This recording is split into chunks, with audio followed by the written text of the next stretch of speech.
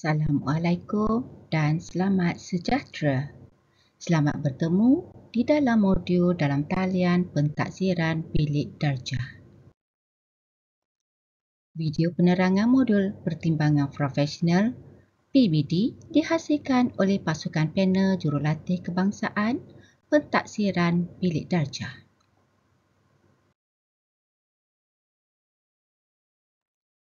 Isi kandungan untuk topik ini adalah 5.1 hasil pembelajaran.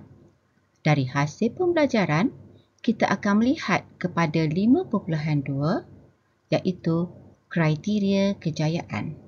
Setelah itu, kita menyentuh kepada 5.3.1 iaitu pertimbangan profesional di mana kita mengupas elemen-elemen yang akan diperhatikan semasa pelaksanaan pertimbangan profesional. Seterusnya, kita akan ke 5.3.2 yang mana masih di bawah pertimbangan profesional. Selain dari 4 elemen, terdapat faktor-faktor lain yang perlu diambil kira dalam melaksanakan pertimbangan profesional. Kita juga akan mengupas di bahagian 5.4.1 iaitu perkara-perkara yang dimoderasikan semasa proses moderasi dilaksanakan. Di dalam 5.4.2 pula, kita akan sama-sama mengupas 3 kaedah moderasi. Di dalam 5.5, saya akan menghuraikan proses pelaksanaan pertimbangan profesional mengikut 5 peringkat. Akhir sekali, anda akan diberikan satu tugasan untuk melengkapkan toolkit yang diberi untuk menyimak pemahaman kendiri di dalam modul ini.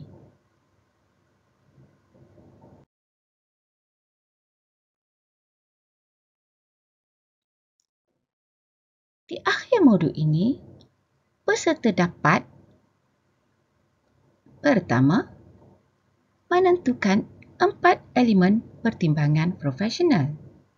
Kedua, menentukan faktor-faktor dalam melaksanakan pertimbangan profesional. Ketiga, melaksanakan pertimbangan profesional dalam menentukan tahap penguasaan keseluruhan. Dan akhir sekali ialah melaksanakan proses moderasi dalam menentukan tahap penguasaan.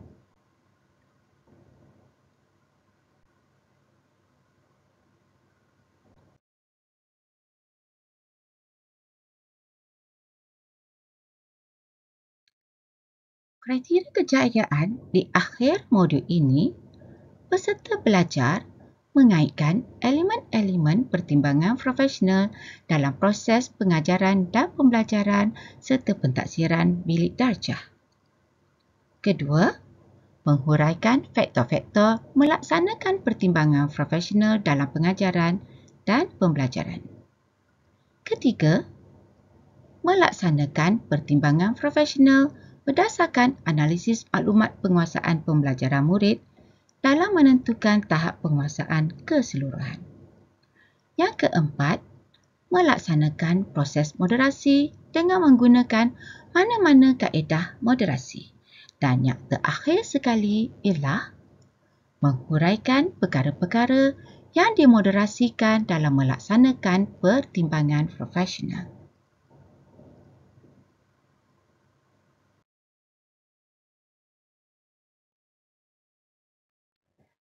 (5.3) pula ialah pertimbangan profesional.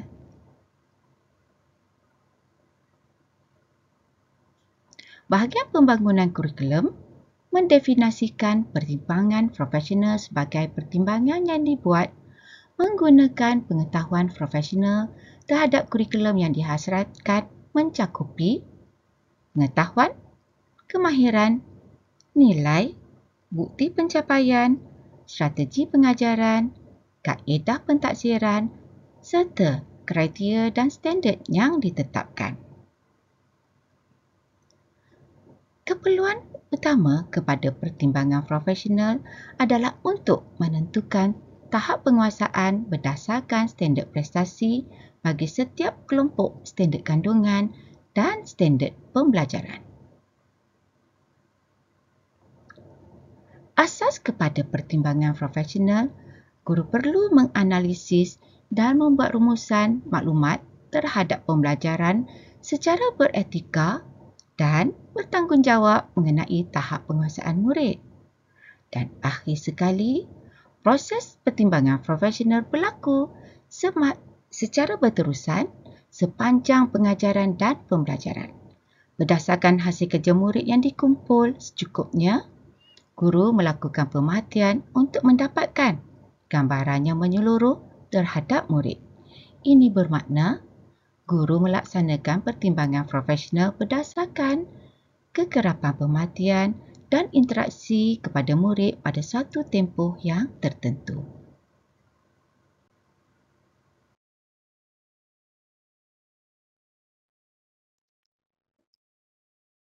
Aspek yang diberi perhatian semasa pelaksanaan pertimbangan profesional meliputi elemen-elemen pengetahuan, pengalaman, tanggungjawab profesional dan input murid. Elemen yang pertama ialah pengetahuan. Pengetahuan guru meliputi kaedah pedagogi serta ilmu dan kemahiran yang luas dalam mata pelajaran yang diajar serta kebolehan mentaksir murid dengan pelbagai kaedah pentaksiran. Guru perlu memahami objektif kurikulum yang terkandung dalam DSKP seperti standard prestasi, standard kandungan dan standard pembelajaran. Elemen yang kedua ialah pengalaman. Guru perlu mewujudkan suasana yang menyeronokkan tanpa tekanan dan bersahaja dalam bilik darjah di samping melaksanakan pelbagai kaedah pentaksiran yang meliputi pemerhatian, lisan dan penulisan.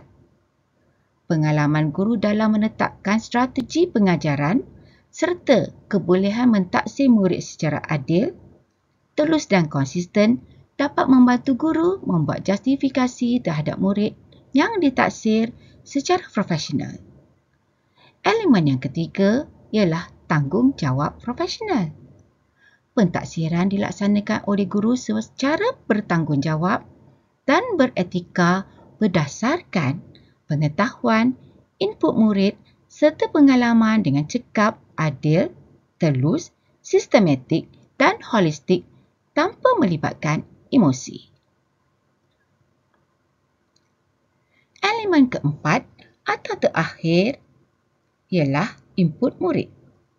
Guru membuat pertimbangan dan menganalisis input murid seperti lembaran kerja murid, buku log, jurnal harian, esei dan slide pembentangan. Prestasi murid dalam aktiviti pengajaran dan pembelajaran, ujian atau latihan turut dibuat pertimbangan oleh guru.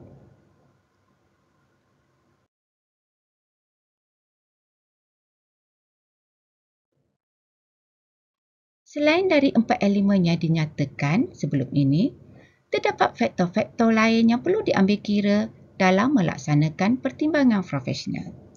Faktor-faktor tersebut ialah: pertama, suasana pentaksiran. Suasana yang menyeronokkan diwujudkan oleh guru dalam persekitaran bilik darjah agar interaksi guru-murid, murid-murid serta murid dengan bahan pembelajaran menjadi lebih bermakna.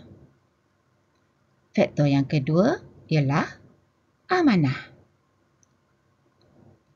Guru memberi justifikasi terhadap perkembangan dan penguasaan pembelajaran murid dalam membuat pertimbangan melalui sikap terbuka dan profesional. Sifat terbuka dan profesional memupuk kerjasama pentadbir, guru, murid dan ibu bapa terhadap pertimbangan profesional yang dilakukan. Faktor yang ketiga ialah tujuan pentaksiran. Guru perlu menentukan tujuan pentaksiran dan mengenal pasti aspek pembelajaran yang perlu ditaksirkan berdasarkan standard prestasi bagi setiap kelompok standard kandungan dan standard pembelajaran. Contohnya, sama ada tujuan pentaksiran dalam standard pembelajaran itu untuk menguji aspek kognitif, psikomotor atau efektif mahupun kaedah pemerhatian, lisan atau tulisan. Faktor yang keempat ialah peluang. Murid diberikan masa yang secukupnya dan peluang yang adil untuk menzahirkan apa yang telah dipelajari melalui pelbagai sumber aktiviti dan kaedah pentaksiran yang dilakukan oleh guru. Dengan ini, murid mendapat ruang dan peluang untuk mempamerkan keupayaan dalam melaksanakan pelbagai bentuk tugasan. Faktor yang kelima ialah hasrat kurikulum kandungan kurikulum. Semua mata pelajaran di SKP terdiri daripada pengetahuan, kemahiran dan nilai untuk menentukan tahap penguasaan murid. Oleh itu, guru perlu memahami KSSR atau KSSM, objektif kurikulum di dalam DSKP, standard kandungan, standard pembelajaran dan standard prestasi mata pelajaran masing-masing bagi menentukan tahap penguasaan murid. Faktor keenam ialah kaedah pentaksiran. Pelbagai kaedah pentaksiran meliputi pemerhatian, lisan dan tulisan digunakan oleh guru melalui pengajaran dan pembelajaran dalam bilik darjah. Guru perlu merekod dan membuat justifikasi perkembangan dan pembelajaran murid melalui pentaksiran ini. Salah satu bukti perkembangan pembelajaran murid ialah hasil kerja murid. Dan faktor terakhir adalah moderasi. Moderasi adalah suatu proses penetapan kriteria di dalam pentaksiran.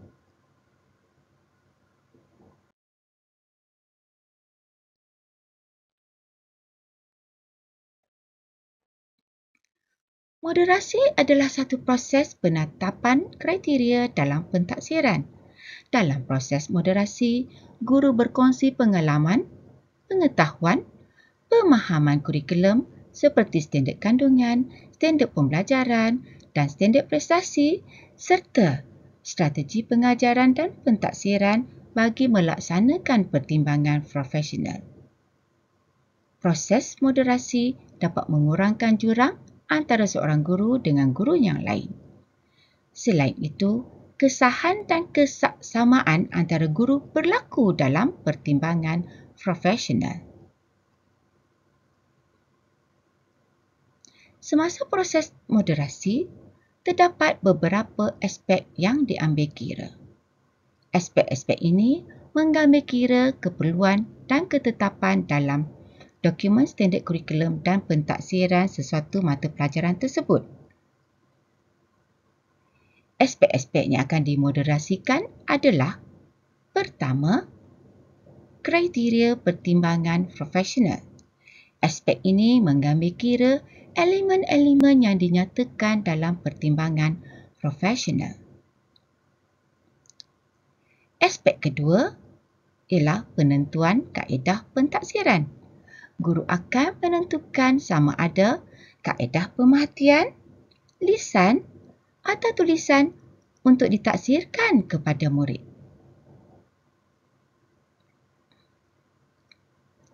Aspek ketiga ialah penentuan tahap penguasaan. Guru menggunakan penentuan tahap penguasaan seperti yang terdapat di dalam standard prestasi. Dan aspek yang terakhir adalah pemilihan instrumen pentaksiran. Pemilihan instrumen pentaksiran seperti lembaran kerja, ujian dan senarai semak ditentukan melalui aktiviti pengajaran dan pembelajaran yang dirancang.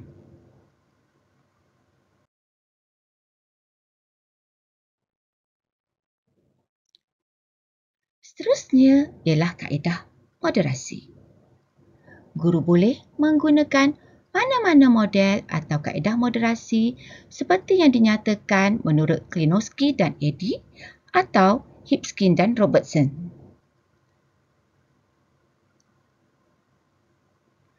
Kaedah yang pertama ialah kaedah kalibrasi. Guru mentaksir sampel hasil kerja murid sendirian dari kelas yang berbeza. Guru kemudiannya berbincang dengan rakan sekerja tentang pertimbangan yang dilakukan bagi mendapatkan persetujuan dan pemahaman yang sama terhadap standard atau pertimbangan yang telah mereka lakukan. Kaedah kedua ialah persidangan. Semua hasil kerja murid ditaksir sendirian oleh guru. Beberapa sampel hasil kerja murid yang mewakili pelbagai tahap penguasaan dipilih secara kolaborasi dan dibincangkan untuk dimoderasikan. Tujuannya untuk mendapatkan persetujuan dan pemahaman yang sama dalam pemberian tahap penguasaan tersebut. Kaedah yang ketiga ialah merujuk pakar. Guru melakukan pentaksiran kepada murid masing-masing dan seterusnya hasil pentaksiran tersebut diserahkan kepada pakar untuk mendapatkan maklum balas sama ada guru telah menterjemahkan dan menggunakan standard seperti yang dihasratkan.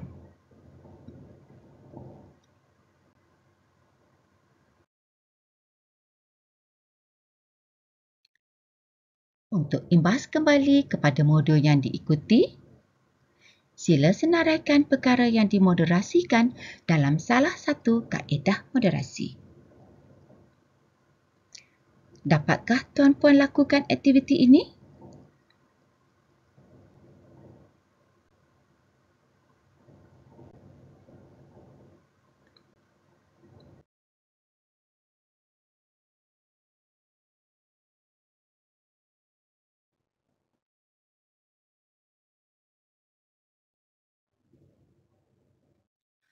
Pertimbangan profesional merupakan satu proses yang berterusan bermula dari peringkat 1, peringkat merancang pengajaran, hingga ke peringkat yang kelima.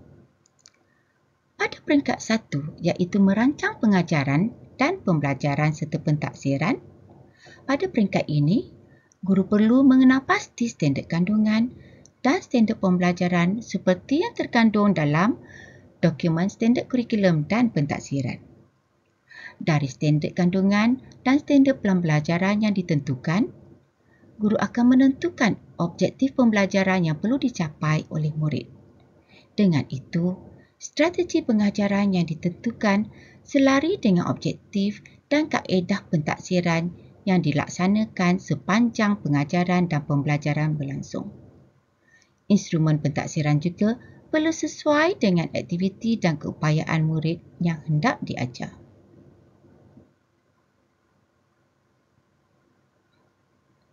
Peringkat kedua ialah melaksanakan pengajaran dan pembelajaran serta pentaksiran.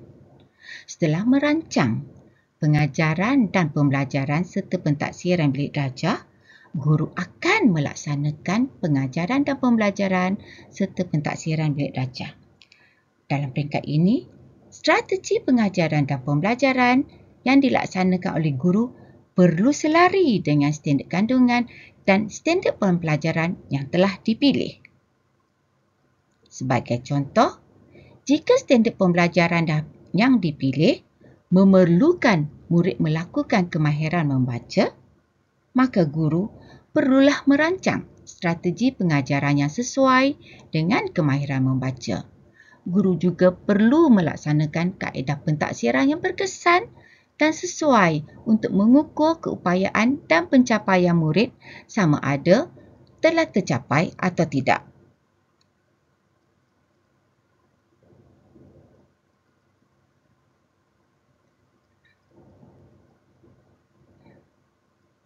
Peringkat ketiga ialah merekod dan menganalisis penguasaan murid. Setelah selesai pengajaran dan pembelajaran serta pentaksiran dan bilik darjah dilaksanakan, guru akan merekod dan menganalisis maklumat penguasaan murid. Guru akan mencatat status perkembangan murid berdasarkan aktiviti yang telah dilaksanakan. Status perkembangan murid boleh direkod sama ada dalam dokumen seperti rekod mengajar, buku catatan guru atau senarai simak, asalkan maklumat ini boleh dicapai atau diakses pada bila-bila masa diperlukan. Perekodan juga boleh dicatat dalam bentuk simbol, markah atau grid. Guru akan menentukan tahap penguasaan murid setelah selesai sesuatu kelompok bidang, tema, kemahiran di dalam DSKP.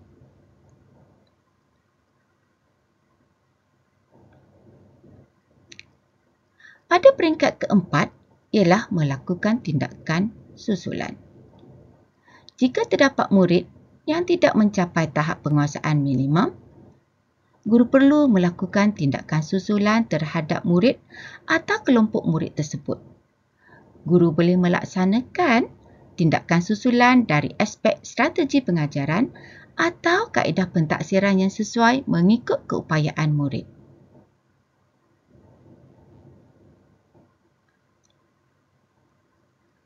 Pada peringkat kelima ialah melapor tahap penguasaan murid. Setelah dianalisis dan ditentukan tahap penguasaan murid, maka guru akan melapor perkembangan murid di dalam sistem pengurusan pentaksiran bersepadu.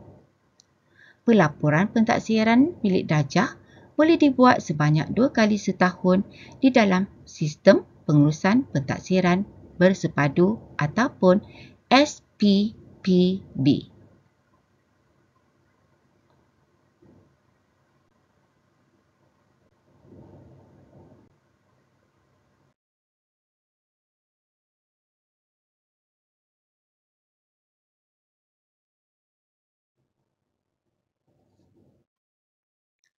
Mari kita lihat apakah elemen-elemen pertimbangan profesional yang diaplikasikan semasa menentukan tahap penguasaan. Pada peringkat 1 iaitu merancang pengajaran dan pembelajaran serta pentaksiran.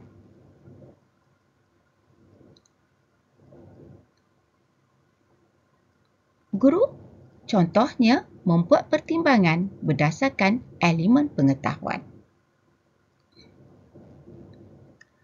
Melalui elemen pengetahuan, guru perlu mengenal pasti standard kandungan dan standard pembelajaran seperti yang terkandung dalam DSKP.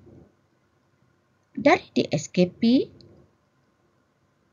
standard kandungan dan standard pelajaran akan ditentukan. Guru perlu tahu menentukan objektif pembelajaran yang perlu dicapai oleh murid, supaya strategi pengajaran yang dirancang oleh guru selari dengan objektif dan kaedah pentaksiran yang dilaksanakan. Guru juga perlu tahu menyesuaikan instrumen pentaksiran dengan aktiviti dan keupayaan murid yang hendak diajar.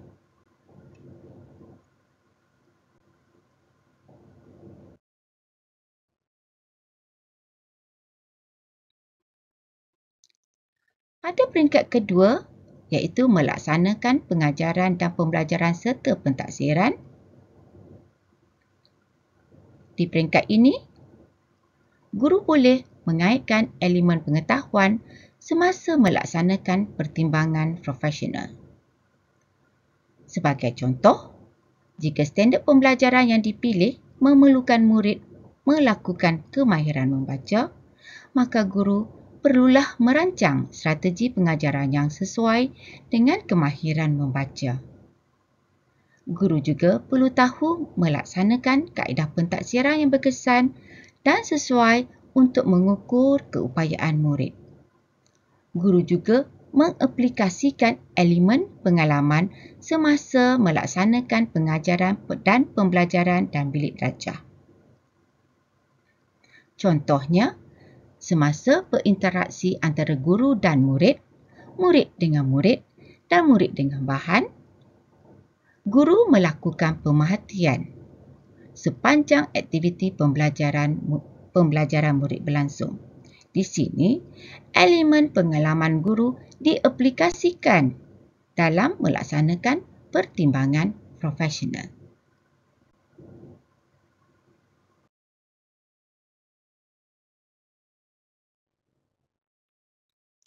Pada peringkat ketiga, merekod dan menganalisis penguasaan murid. Di peringkat ini, guru akan merekod dan menganalisis maklumat penguasaan murid berdasarkan hasil kerja murid dan interaksi murid di dalam bilik darjah. Elemen input murid dalam membuat pertimbangan profesional diaplikasikan di peringkat ini. Guru akan mencatat status perkembangan murid berdasarkan aktiviti di bilik darjah. Elemen tanggungjawab profesional dipertimbangkan semasa guru menentukan tahap penguasaan murid.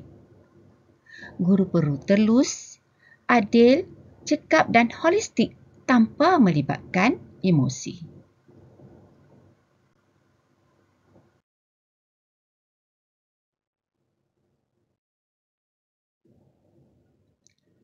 Pada peringkat keempat, iaitu peringkat tindakan susulan, jika terdapat murid yang tidak mencapai tahap penguasaan minimum, guru perlu melakukan tindakan susulan terhadap murid atau kelompok murid tersebut. Guru melaksanakan tindakan susulan dari aspek strategi pengajaran atau kaedah pentaksiran yang sesuai mengikut keupayaan murid. Elemen pengetahuan, pengalaman, input murid dan tanggungjawab profesional turut dipertimbangkan di peringkat ini kerana guru akan menggunakan pengetahuan tentang strategi atau pentaksiran. Guru akan menggunakan pengalaman interaksi guru dengan murid semasa tindakan susulan, menganalisis input murid dari hasil kerja atau pencapaian murid dan guru juga melaksanakan tanggungjawab profesional atas tahap pencapaian yang ditentukan.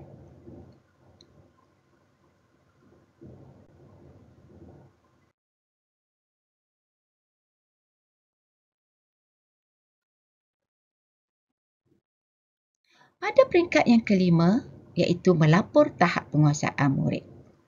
Guru setelah dianalisis dan ditentukan tahap penguasaan murid, maka guru akan melapor perkembangan murid di dalam Sistem Pengurusan Pentaksiran Bersepadu atau SPPB.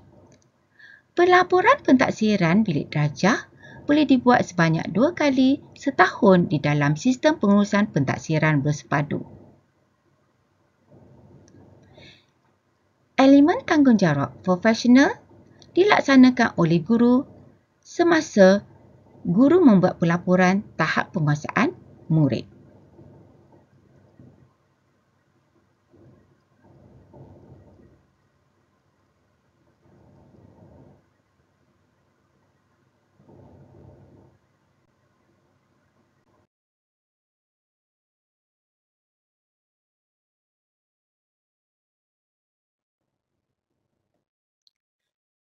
Kita telah sampai di penghujung modul.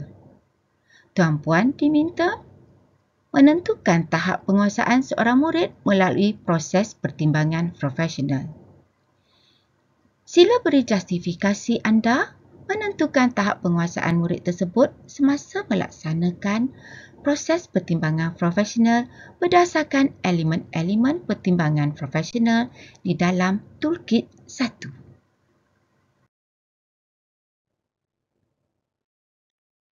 Lengkapkan Toolkit 1 seperti yang ditugaskan dalam aktiviti tadi. Dapatkah anda melaksanakan aktiviti ini?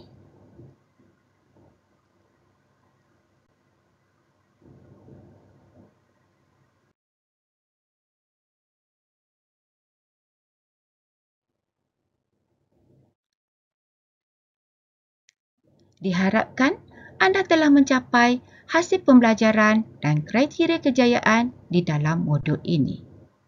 Sekian, terima kasih.